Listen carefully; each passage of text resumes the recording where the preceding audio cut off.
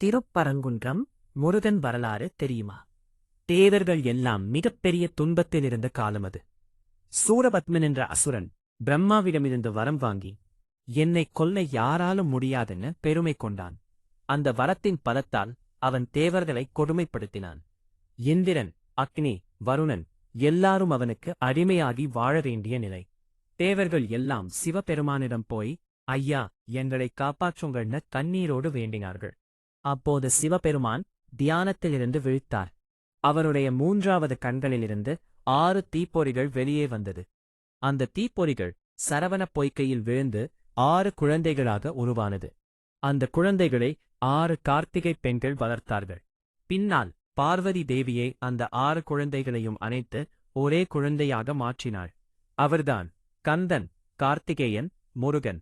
முருகன் இளம் வயதிலேயே அழகும் வீரமும் ஞானமும் நிறைந்தவர். சிவபெருமான் அவருக்கு வேல் ஆயுதத்தை கொடுத்தார். இந்த வேல் அநீதியை அழிக்கும்னு ஆசீர்வதித்தார். இப்போது போர் ஆரம்பம். முருகன் தேவர்களின் படையுடன் சூரபத்மனை எதிர்த்து புறப்பட்டார். பல இடங்களில் போர் நடந்தது. கடுமையான போர்கள்.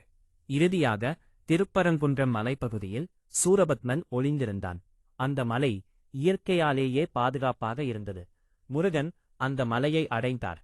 இனி அநீதிக்கு முடிவு என அவர் மனதில் உறுதி. போர் தொடங்கியது.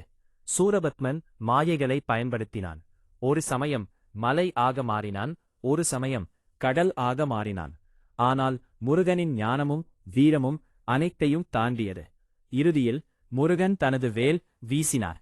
அந்த வேல் சூரபத்மனைத் தாக்கி அவனின் அகந்தையை உடைத்தது. சூரபத்மன் இறக்கும் தருணத்தில் முருகனிடம் சரணடைந்தான். ஐயா, என் அகந்தையாலதான் இப்படியானது கேட்டான். முருகன் கருணையுடன் பார்த்தார்.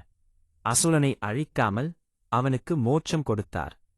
அவன் மயில் மற்றும் சேவல் வடிவில் மாறி முருகனின் கொடியாகவும் வாகனமாகவும் ஆனான். இந்த வெற்றிக்குப் பிறகு முருகன் திருப்பரங்குன்றத்தில் தங்கினார். அந்த இடமே முருகனின் முதல் படைவீடு ஆனது. அங்கேதான் முருகன் தேவயானையை திருமணம் செய்தார். தேவர்கள் அனைவரும் மகிழ்ச்சியில் திருப்பரங்குன்றத்தை பூலோகம் சொர்க்கம் போல மாறினார்கள். அதனால்தான் திருப்பரங்குன்றம் வெறும் கோவில் மட்டும் இல்லை, அநீதிக்கு எதிரான வெற்றியின் சின்னம். அகந்தை விட்டால் அருள் கிடைக்கும் என்பதற்கான பாடம். முருகனின் கருணையும் வீரமும் சேர்ந்த இடம். இன்றும் அங்கே சென்றால் மலையை குத்தி செய்த மலைகள் உள்ளது. நரேஷன் மாதிரி எப்படி